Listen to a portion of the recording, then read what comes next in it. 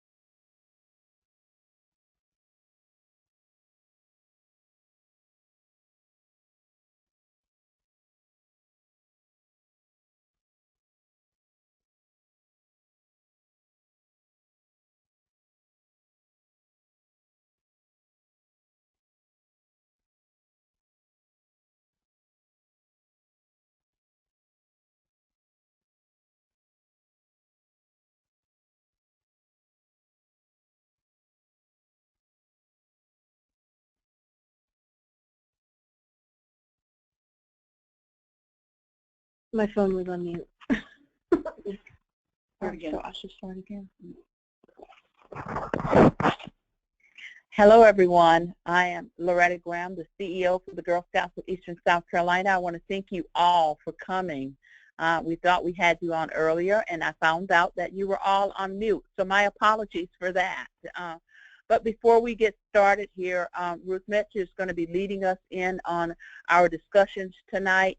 But before we get started, I will need to do our Girl Scout promise. Let us all do that at this time. On my honor, I will try to serve God and my country, to help people at all times, and to live by the Girl Scout law. At this time, I'll turn it over to Ruth Metzer. Let's wait a second to see if I get anything here telling me that they're hearing us. Okay.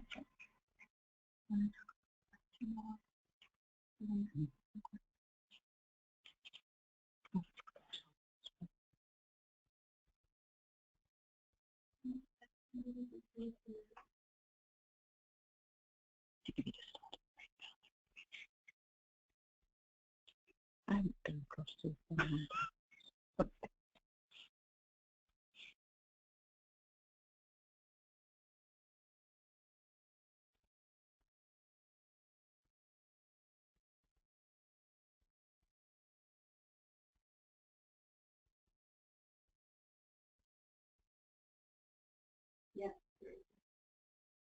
Okay, good. Hello, everyone. This is Ruth Metzger speaking. I want to remind you tonight we're going to be discussing a couple different topics. What we would like you to do, though, is to enter your questions after each of our topics into the question bank. And all the questions will be answered at the end of our presentation. But as you have a question, please have it entered, and then we'll go back and pick them up later. All right? The first question that we're going to discuss tonight, or issue, is the follow-up on the membership kickoff and service team retreat. Committee met of our representatives for the committee, which are 2 people from each of our 5 regions, last Monday, and we discussed and the meetings, and several team members had attended these meetings, so they had a lot of discussion and wanted to make sure that we took into consideration some of their issues with regards, which probably are issues you all have as well.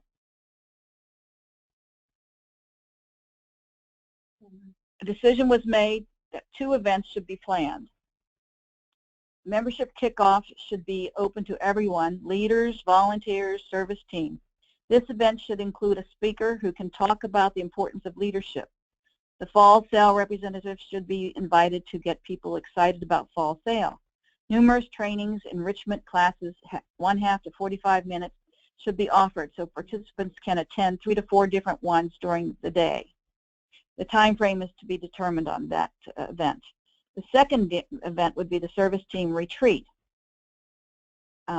That event would be open to members of the service teams and prospective members of service teams. More time is needed to be given to training the service team positions. People felt that they were not prepared for their positions once they got actually on the service team. We would offer some of the trainings more than once during the day, so if a person is holding multiple positions on the service team, they can attend the training for all of the positions they hold. There again, the time frame, we did discuss some dates, but they're not firm at this point in time. Staff is going to do some checking on that.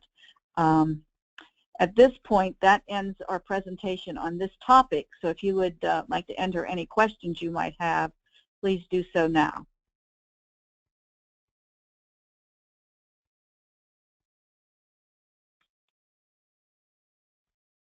Okay, the second topic we're going to discuss tonight is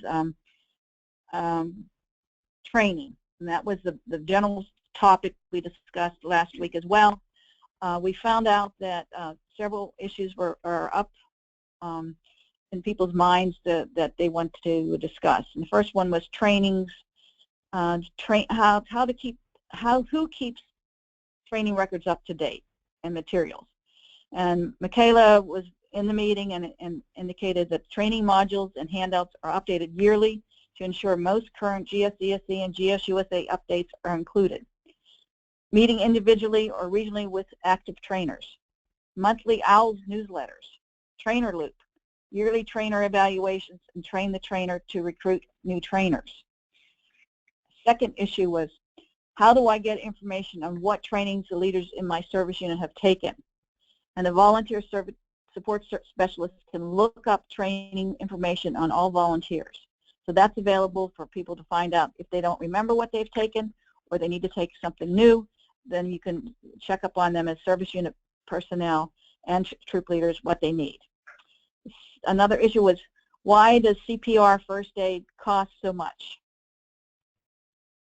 Cost to log, this is a question, cost to log class with ARC and AHA is very expensive. Yes. And it's The cost has, This is Michaela Watt speaking. The cost has more than tripled with the American Red Cross Association to log classes with them.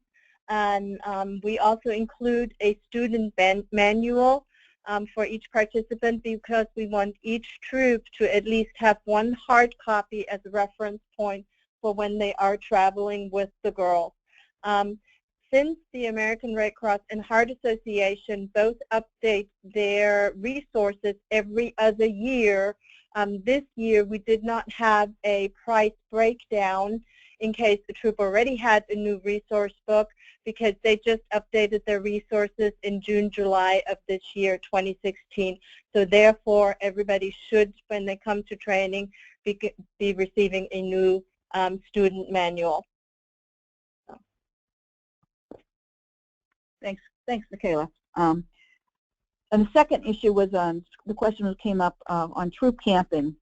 Why could we do away with overnight? And the answer to that question was, originally two-night training has been broken into planning trips with girls and troop camping, which is an overnight training, as a second part of the qualification for being a troop camp certified. Troop camping is a hands-on skills training, and for many volunteers, the overnight portion is the first time they spend the night in the out of doors as an adult. So therefore, they're not really prepared to be outdoors oftentimes with their girls until they take the training, and that's why it's so long.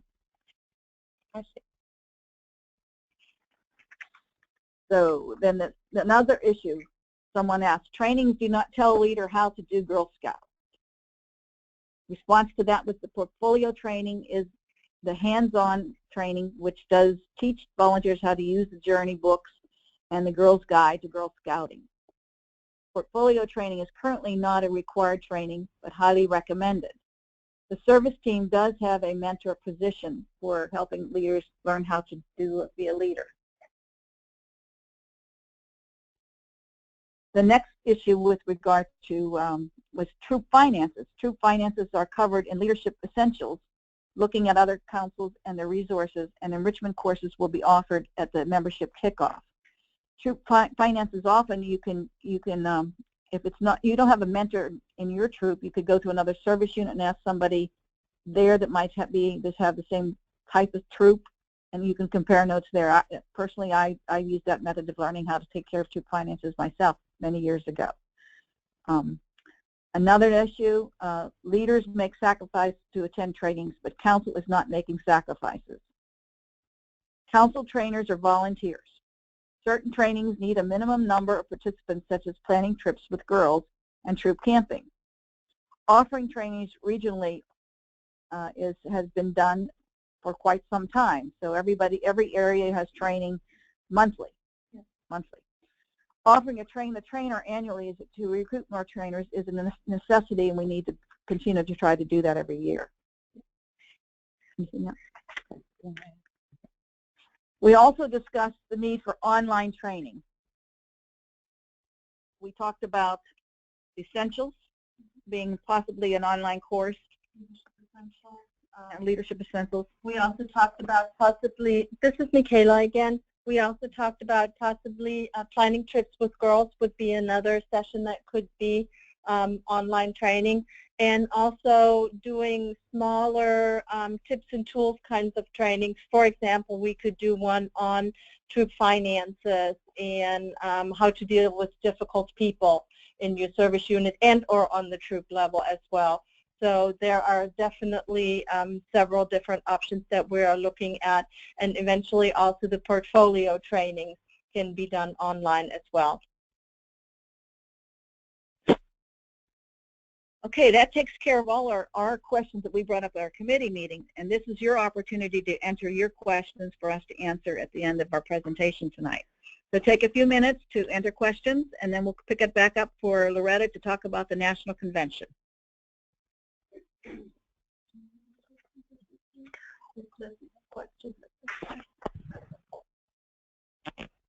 Hi, this is Leslie Robinson, and we currently have 2 questions, both out of the Florence area. And the first is in regards to the service team retreat, and it is it going to be a requirement in order to hold a position, attending the retreat?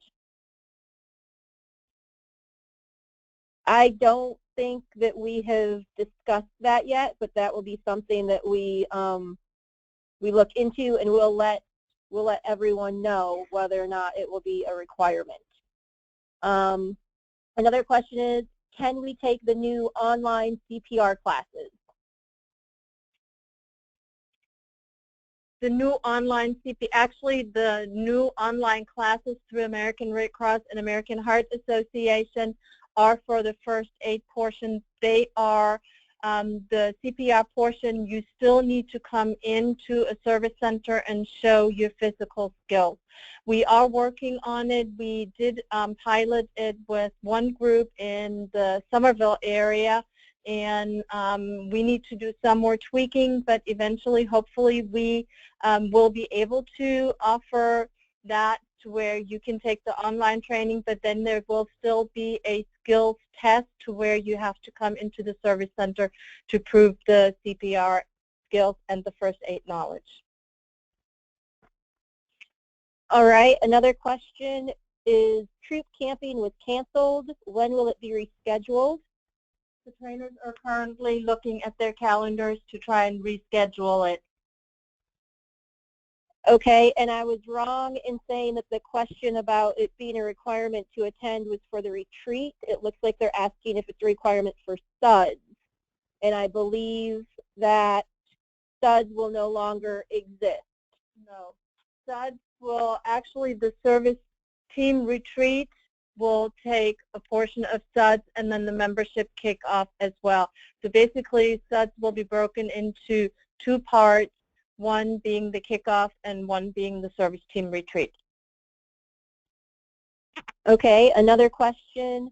Can the new training tote/materials be ready August 1st?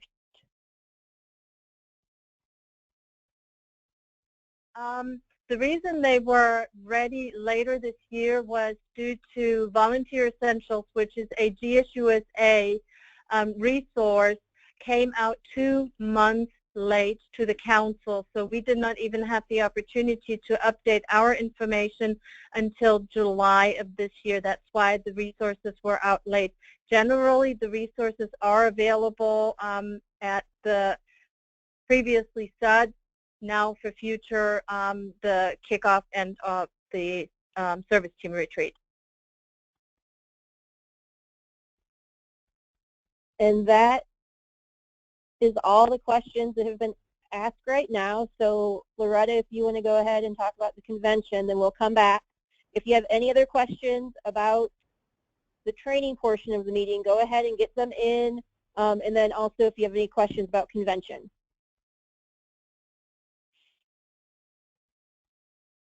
Thank you, Leslie. I met with a couple of the volunteers, I want to say, at SUDS this past year and talked about, you know, would you all support 2 buses going to the National Convention? Well, I got an overwhelming response saying that, yes, we will. Well, on October the 4th through the 8th of 2017, we will be going to Columbus, Ohio, by way of bus to the National Convention. Now, if you are interested in attending the National Convention and would like to travel by way of bus, sponsored by the Girl Scouts of Eastern South Carolina, please email us. Email us at GSESC bus2convention@gmail.com. Again, that's GSESC bus2convention@gmail.com. Now, Girl Scouts of Eastern South Carolina will only pay for the bus. We will only pay for the bus. All other expenses will have to be paid on your own. We will provide more information as it becomes available. Right now, we only have limited information to provide to you at this time, but you know you have to register. The cost of your registration and your hotel have not been released as from GSUSA at that time, right now. So when it is released, we will be getting that information back to you. We hope to have a whole lot more information by the annual meeting. So again, you need to register. You can't say I want to go, because we got to get you registered, and you need to take that step and go to GSESC bus2convention@gmail.com, so we can get you going on with the National Convention. That's all I have. Any more questions, Leslie? Is that a number 2 or TO? It's the letter to TO. GSESC. Very good point. GSESC bus TO convention@gmail.com.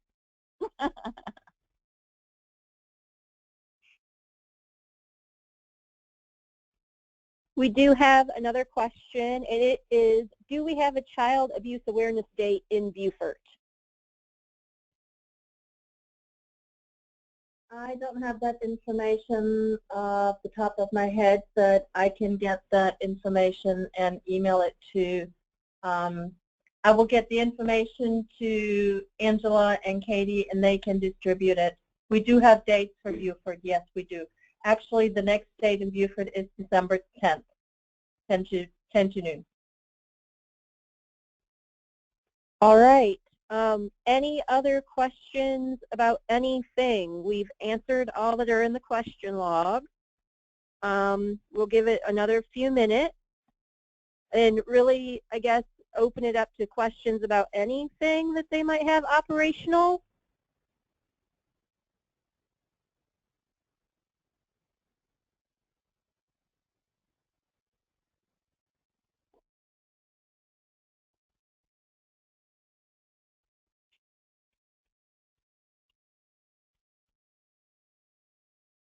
have a question. The original, I have a. Did the cookie trainers for service units already happen? Well,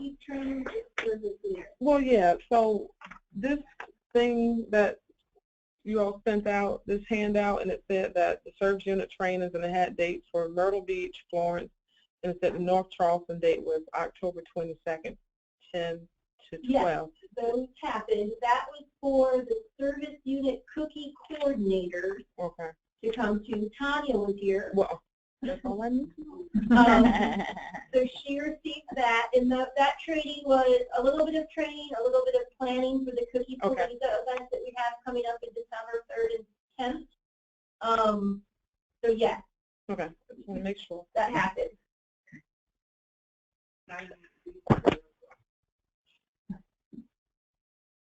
All right. Well, there are no other questions in the question log, so the meeting is adjourned. Thank you so much for coming. Please let people know we will put this recording on our website, so people who weren't able to attend today will be able to take a look at it and listen to it tomorrow. All right. Thank you so much.